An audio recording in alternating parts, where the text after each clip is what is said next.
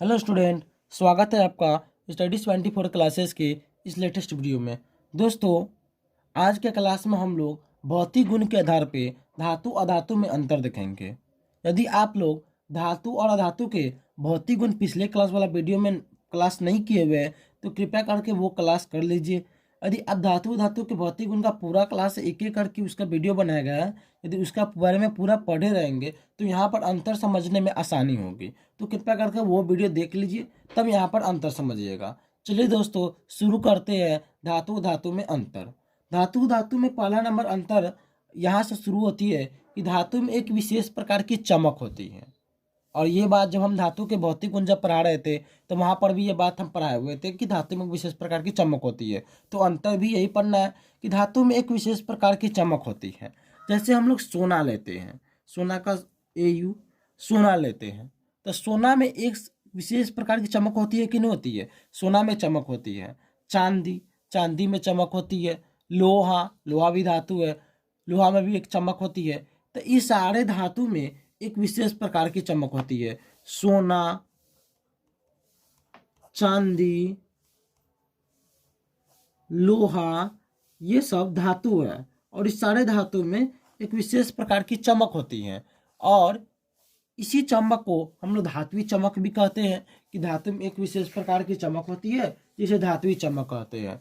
तो धातु में एक विशेष प्रकार की चमक होती है। सोना, चांदी, लोहा, सोडियम, मैग्नीशियम, ये सारे धातु होगा, सारे धातु में चमक होती है, जबकि अधातु में कोई चमक नहीं होती है। यदि आप लोग कार्बन को ले लीजिएगा तो कार्बन में कोई चमक नहीं होती है, कार्बन में कोई चमक नहीं होती है। ऑक्सीजन, ऑक्सीजन में भी कोई चमक नहीं होती है।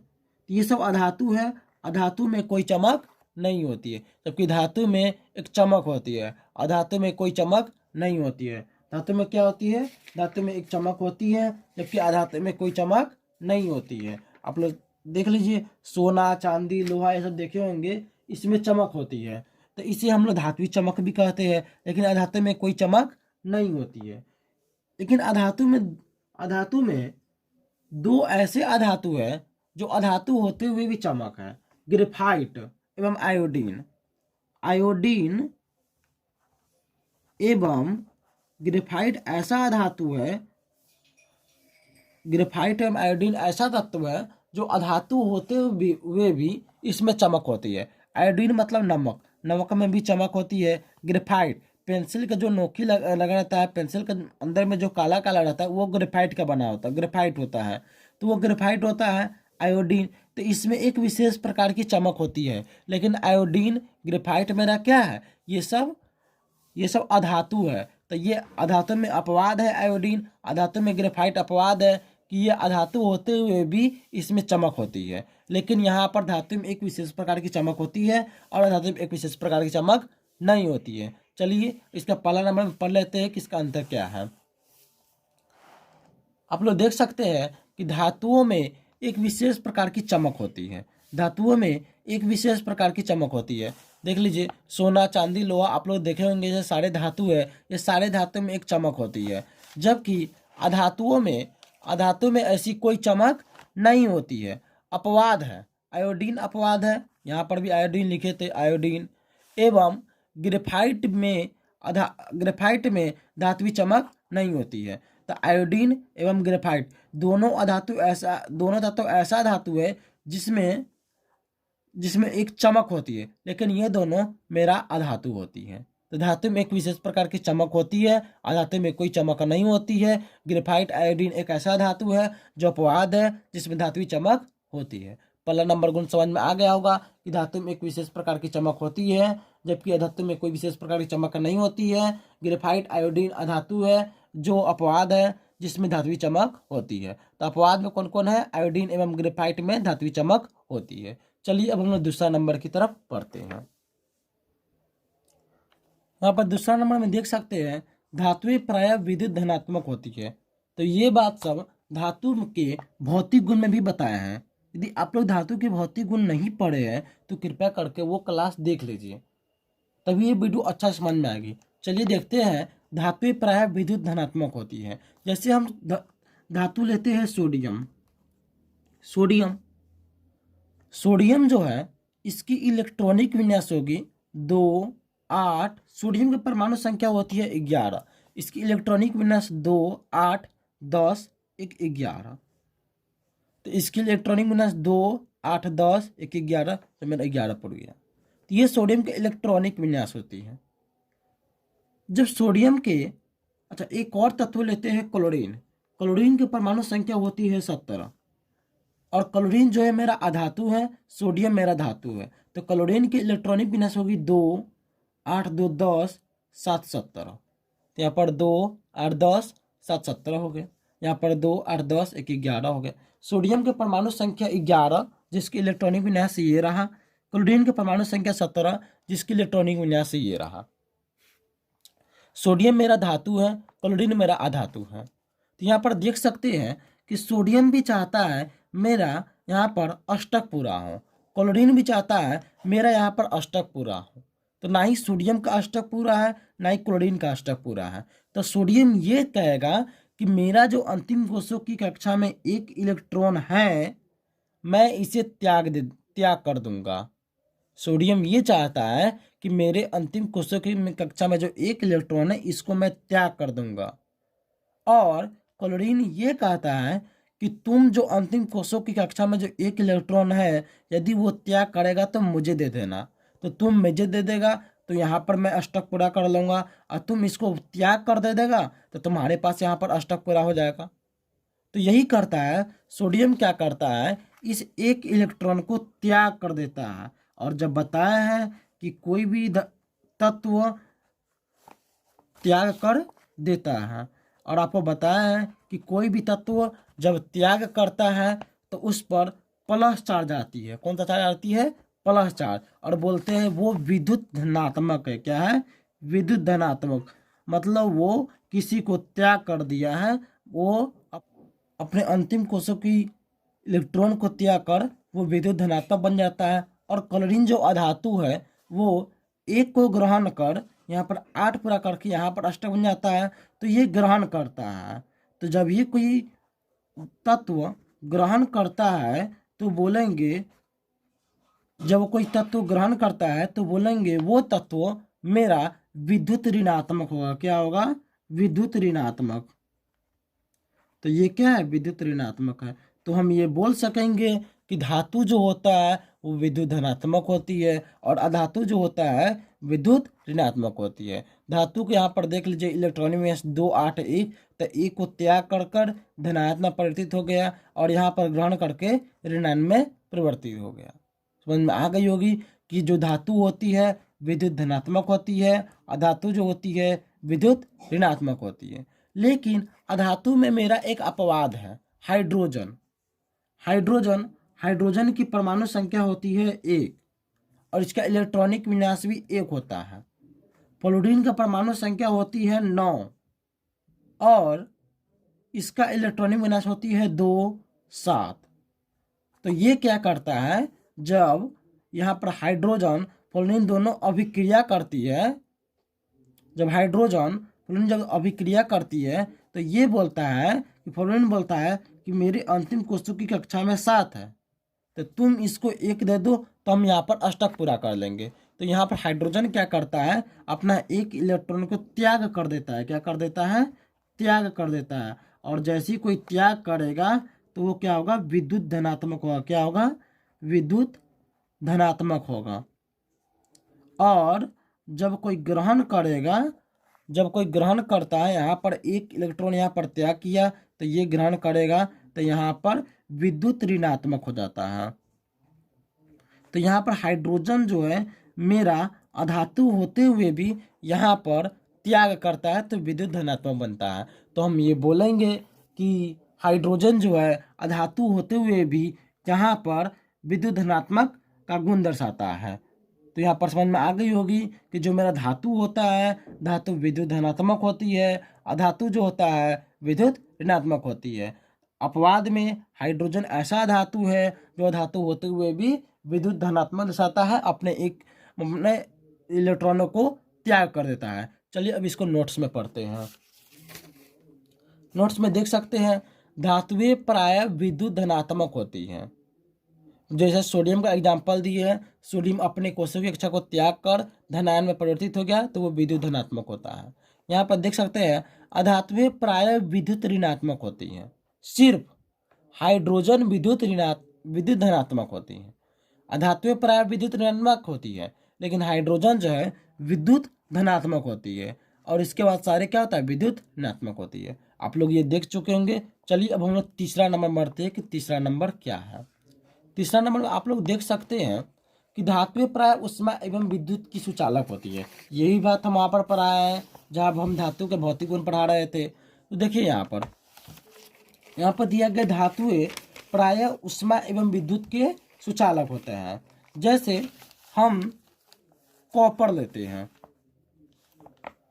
तो कॉपर बताइए तो विद्युत का सुचालक है कि नहीं। इसका मतलब है कॉपर में करंट का प्रवाह होती है कि नहीं, विद्युत का प्रवाह होती है कि नहीं। और जब कभी भी किसी भी धातु अधातु या कोई भी तत्व में जब उसमें करंट का प्रवाह होती है तो हम लोग बोलेंगे कि वो विद्युत का सुचालक है। क्या है, सुचालक है। जब करंट का प्रवाह होती है तो बोलेंगे वो सुचालक है, जब करंट का प्रवाह ना हो तब बोलेंगे कुचालक है। लेकिन यहाँ पर कॉपर हो गया, सोना हो गया, चांदी हो गया, लोहा हो गया, एल्युमिनियम हो गया, जिंक हो गया, सारे धातुओं में विद्युत का सुचालक होती है। तो हम बोलेंगे कि धातुएं विद्युत का सुचालक होती है। अब आती है ऊष्मा का। जैसे कॉपर यहाँ पे लिए है, कॉपर यहाँ पे नीचे लेते हैं, तो कॉपर जो होती है ऊष्मा का सुचालक होती है। मतलब कॉपर को बर्तन बनाए तो वो कॉपर का बर्तन वो जल्दी गर्म हो जाती है,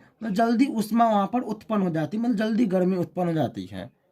तब ना हम लोग घर में कॉपर का बर्तन, एल्युमिनियम का बर्तन का उपयोग करते हैं ताकि खाना जल्दी बन जाए। क्यों? क्योंकि कॉपर एल्युमिनियम जो होता है ऊष्मा का सुचालक होता है। क्या होता है? सुचालक होता है। वो जल्दी गर्म हो जाता है, और जब जल्दी गर्म हो जाता है इसलिए हम लोग रसोई घर में धातु के बर्तन का उपयोग करते हैं। और यहाँ पर कॉपर जो होती है विद्युत का सुचालक होती है, और यहाँ पर कॉपर ऊष्मा का सुचालक होती है। तो हम बोलेंगे कि धातुएं ऊष्मा एवं विद्युत की क्या होती है, सुचालक होती है। यहाँ पर भी विद्युत का सुचालक है, यहाँ पर भी ऊष्मा का सुचालक है। तो बोलेंगे धातुएं ऊष्मा एवं विद्युत की क्या होती है, सुचालक होती है। आप लोग पढ़ लीजिए, धातुएं प्राय ऊष्मा एवं विद्युत के सुचालक होती हैं। क्या होती है? धातुएं प्राय ऊष्मा एवं विद्युत के सुचालक होती है, जबकि अधातुएं ऊष्मा एवं विद्युत के कुचालक होती है। क्या होती है? कुचालक। मतलब ना ही उस विद्युत का सुचालक होती है और ना ही ऊष्मा के सुचालक होती है। जैसे ऑक्सीजन, ऑक्सीजन मेरा अधातु है।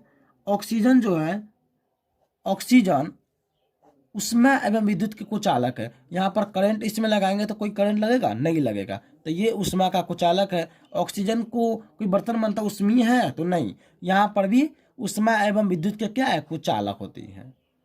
जैसे क्लोरीन, क्लोरीन जो है, क्लोरीन भी विद्युत का कुचालक होता है, एवं क्लोरीन भी मेरा अधातु है। क्लोरीन क्या है? अधातु है। तो क्लोरीन भी ऊष्मा एवं विद्युत के कुचालक होती है। क्या होती है? ऊष्मा एवं विद्युत के क्या होती है, कुचालक होती है। कौन? तो क्लोरीन। तो क्लोरीन भी अधातु है तो इसमें ऊष्मा एवं विद्युत के कुचालक होगी, जबकि धातु ऊष्मा एवं विद्युत के सुचालक होती है। अब लोग पढ़ लीजिए, अधातुएं प्राय ऊष्मा एवं विद्युत के कुचालक होती है। बात समझ में आ गई? यानी जब इसका अधातु के भौतिक गुण पढ़ा रहे थे तो वहां पर भी ये सब बात बताए हुए हैं। तो वहां पर आप पहले वो क्लास देख लीजिएगा, तभी क्लास समझने में और आसान होगी। सिर्फ हाइड्रोजन एवं ग्रेफाइट जो है ये दोनों अपवाद है। क्या है? अपवाद है। हाइड्रोजन ग्रेफाइट अधातु है, हाइड्रोजन ग्रेफाइट अधातु है मतलब अपवाद है, वो विद्युत के सुचालक होती है। ग्रेफाइट में सिर्फ हाइड्रोजन एवं ग्रेफाइट अधातुएं विद्युत के सुचालक होते हैं। ग्रेफाइट जो पेंसिल में काला काला लगा रहता है वो ग्रेफाइट होती है। उसमें भी आप लोग देखिएगा कि वो ग्रेफाइट, उसमें करंट का प्रवाह होती है। उसमें हाइड्रोजन जो मेरा गैस के रूप में रहती है, इसमें भी करंट का प्रवाह होती है। तो हम बोलेंगे ये सब विद्युत का सुचालक होती हैं। समझ में आ गई होगी कि धातुएं ऊष्मा एवं विद्युत के कुचालक होती है। अपवाद में ग्रेफाइट और हाइड्रोजन ये दोनों अधातु है, जबकि विद्युत के कुचालक होती है। चलिए अब हम लोग आगे बढ़ते हैं। चौथा नंबर, चौथा नंबर में आप लोग देख सकते हैं कि चौथा नंबर यहाँ पर दिया गया है, साधारण ताप पे धातुएं प्राय ठोस होती है, जैसे सोना, चांदी, एल्युमिनियम, जिंक, ये सारे धातु हैं। और ये सारे धातु क्या है, ठोस होती है कि नहीं होती है? सारे के सारे धातु ठोस होती है, जबकि एक ही ऐसा धातु है जो द्रव के रूप में रहती है, तो वो धातु कौन है? मरकरी। सिर्फ मरकरी ही एक ऐसा धातु है जो द्रव के रूप में रहती है, और इसके छोड़कर जितने भी सारे धातु है ठोस के में होती है, और मरकरी जो होती है वो द्रव के रूप में रहती है। साधारण ताप पर धातुएं प्राय ठोस रूप के रूप में रहती है, जैसे आप लोग लोहा ही देख सकते हैं, लोहा मेरा धातु है, लोहा भी ठोस के रूप में रहती है। सोना देख सकते हैं, सोना भी मेरा धातु है, सोना भी ठोस के रूप में रहती है। चांदी देख सकते हैं, चांदी भी धातु है, चांदी भी ठोस के रूप में रहती है। ये सारे के सारे धातु ठोस के रूप में रहती है, लेकिन मरकरी, पारा, ये ऐसा धातु है जो द्रव के रूप में रहती है। समझ में आ गई होगी। चलिए अधातु के चौथा नंबर गुण देखते हैं। अधातु के चौथा नंबर, ये भी हम अधातु के भौतिक गुण में भी ये सब बताए हुए हैं। अधातुएं साधारण ताप पे ठोस या गैस के रूप में होती है। अधातुएं जो होती है किसके रूप में होती है? ठोस या गैस के रूप में होती है। अब लोग को ये भी बताया है कि अधातु की कुल संख्या 22 है। कितनी है? 22 है। उसमें से 11 अधातु जो है गैस के रूप में रहती है। कितना अधातु? 11 अधातु। और 10 अधातु ऐसे हैं जो ठोस के रूप में रहती है। तो 11 और 10, 21 अधातु यहीं पर हो गया। मतलब 11 अधातु गैस के रूप में, 10 अधातु ठोस के रूप में। तो 11 अधातु गैस और 10 अधातु ठोस, तो 11 10 21 अधातु यहीं पर होगा। तो एक अधातु जो बचती है वो द्रव के रूप में होती है। किसके रूप में होती है? द्रव के रूप में होती है। यहाँ पर देख लीजिए, अधातुएं साधारण ताप पर ठोस या गैस के रूप में होती है। बता ही दिए कि ठोस या गैस के रूप में ही होती है। सिर्फ ब्रोमीन जो है ये अधातु है, द्रव के रूप में रहती है। तो 11 अधातु ऐसे हैं जो गैस के रूप में रहती है, 10 अधातु ऐसे हैं जो ठोस के रूप में रहती है। तो 11 10 21 एक अधातु ऐसे है जो द्रव के रूप में रहती है। सिर्फ ब्रोमीन जो है द्रव के रूप में रहती है। 11 10 21 1 22। तो अधातु की कुल संख्या कितनी है? 22 होती है। आपको समझ में आ गई होगी। ये सब बात भी हम पहले पढ़ा चुके हैं। और यहाँ पर ठोस में क्या थी? ठोस में क्या थी कि धातुएं प्राय ठोस के रूप में रहती है, लेकिन मरकरी एक ऐसा धातु है जो द्रव के रूप में रहती है। चौथा नंबर भी आप लोगों को समझ में आ गई होगी। चलिए अब हम लोग 5वां नंबर गुण देखते हैं। 5वां नंबर गुण है धातुएं आघात वर्धनीय तथा तन्य होती है। इसका मतलब है सोना है, सोना को यदि हम गर्म करके पीटे तो सोना एक पतली चादर की तरह बनेगा कि नहीं बनेगा? बनेगा। सोना को जब हम लोग गर्म करके पीटेंगे तो सोना पतली चादर बनेगा कि नहीं बनेगा? बनेगा। यदि हम लोग लोहा को गर्म करके पीटे तो वहां पर पतली चादर बनेगा कि नहीं बनेगा? बनेगा। सोना को यदि हम गर्म करके पीटे तो वहां पर भी पतली चादर बनेगा। लोहा को गर्म करके पीटे तो वहां पर भी पतली चादर बनेगा। यदि हम लोग चांदी को भी गर्म करके पीटे तो वहां पर भी पतली चादर बनती है। तो जब धातु को हम लोग पीटते हैं और यदि वो पतली चादर बनाती है तो हम लोग ये बोलेंगे धातु के अंदर आघात वर्धनीय होती है। क्या होती है? आघात वर्धनीय का गुण होती है, जिसे आघात वर्धनीयता कहती है। तो धातु में कैसा होती है? आघात वर्धनीय होती है, मतलब धातु को पीटकर पतली चादर बनाई जा सकती है। तो धातु में कैसा होती है? आघात वर्धनीय होती है। और एक और होता है धातु में तन्य होती है, मतलब धातु को यदि आप लोग खींचे तो वो तनाता जाएगा, पतली तार बनाएगा। यदि हम लोग सोना को खींचेंगे तो पतली तार बनाएगा कि नहीं बनाएगा? लोहा को खींचेंगे गर्म करके तो वहां पर पतली तार बनाएगा कि नहीं बनाएगा? चांदी को खींचेंगे तो वहां पर पतली तार बनाएगा कि नहीं बनाएगा? तो धातु में कैसा होती है? तन्य होती है। तो धातु में आघात वर्धनीयता भी होती है और धातु में तन्य भी होती है। धातु में कैसा होती है? आघात वर्धनीय होती है और धातु तन्य भी होती है। समझ में आ गई होगी कि धातु कैसा होती है? आघात वर्धनीय तथा तन्य होती है। चलिए अब हम लोग यहाँ पर देख लेते हैं। धातुएं आघात वर्धनीय तथा तन्य होती है। जैसे सोना को पीटेंगे तो पतली चादर बन जाएगी, सोना को खींचेंगे तो तना जाएगी, मतलब पतली तार बन जाएगी। तो यही है 5वां नंबर गुण, धातु आघात वर्धनीय तथा तन्य होती है। और इसमें 5वां नंबर अधातु में ये है कि यदि धातुएं आघात वर्धनीय तथा तन्य नहीं होती हैं, यदि हम लोग धातु को पीटेंगे तो वो टूट कर चूर चूर हो जाती है। क्या हो जाती है? चूर चूर हो जाती है। तो वहां पर तो पतली चादर बनेगा ही नहीं।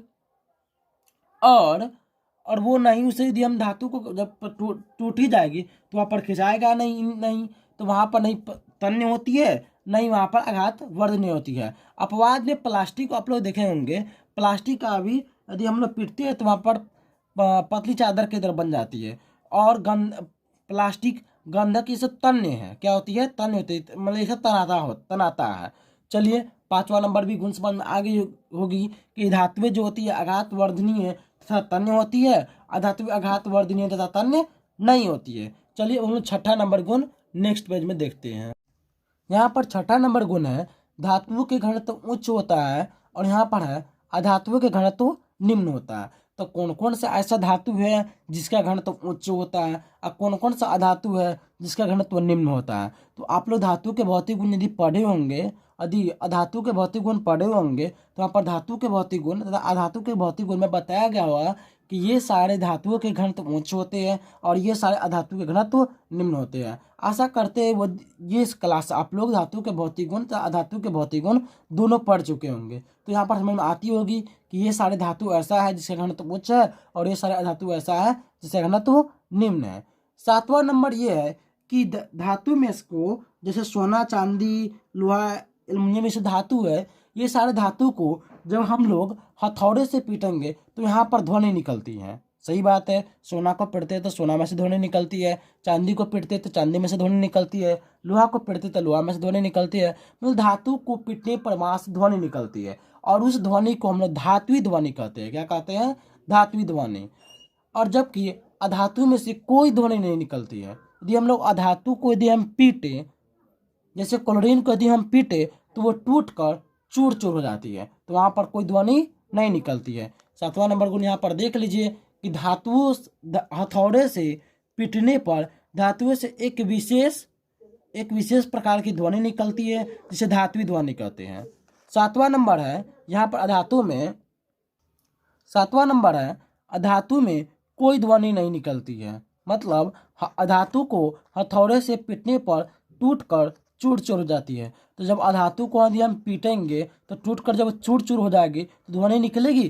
कोई ध्वनि नहीं निकलती है। इसी प्रकार आज हम लोग का धातु अधातु के भौतिक गुण के आधार पर आज हम ये पूरा अंतर हम पूरा पढ़ चुके हैं। 7 अंतर है, 7 अंतर पढ़ चुके हैं। नेक्स्ट क्लास में हम लोग धातु अधातु के रासायनिक गुण के आधार पर अंतर पढ़ेंगे। यदि आप लोग धातु के रासायनिक गुण तथा अधातु के रासायनिक गुण नहीं देखे होंगे तो कृपया करके वो क्लास देख लीजिएगा, तब ये कल की क्लास समझ में आएगी। चलिए दोस्तों, क्लास को यहीं पर एंड करते हैं। आप लोग इस वीडियो को लाइक करिए, कमेंट करिए, ज़्यादा से ज़्यादा शेयर करिए। Thank you.